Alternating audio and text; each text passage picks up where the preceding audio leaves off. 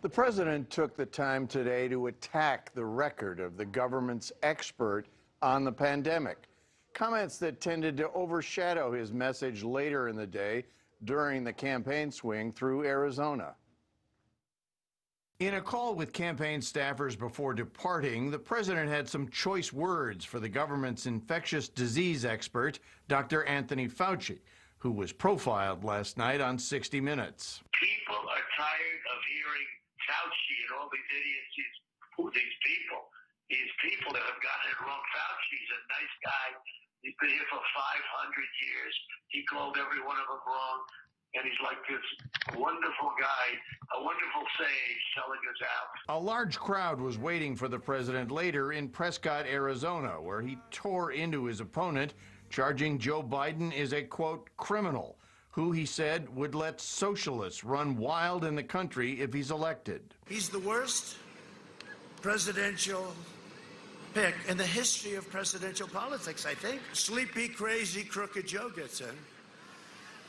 I don't know. He shouldn't be allowed to run, frankly. The president's campaign complained about the topics chosen for the debate on Thursday and the moderator who selected them. Kristen Welker of NBC News was described by the president as a radical Democrat. The subjects she chose include the coronavirus, race in America, and climate change, among others. The Trump campaign said the debate was supposed to be about foreign policy.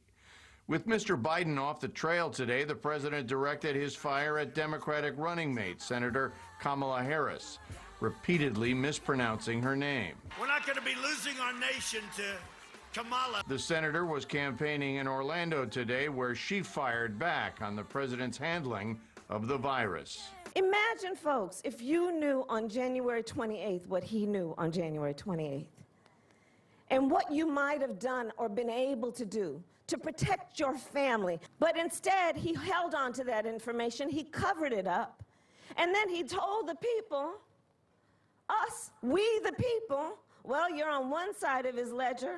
If you don't wear a mask, you're on another side of his ledger if he wears a mask. And the Biden campaign released a statement denouncing the president's attacks on Dr. Fauci specifically and science generally.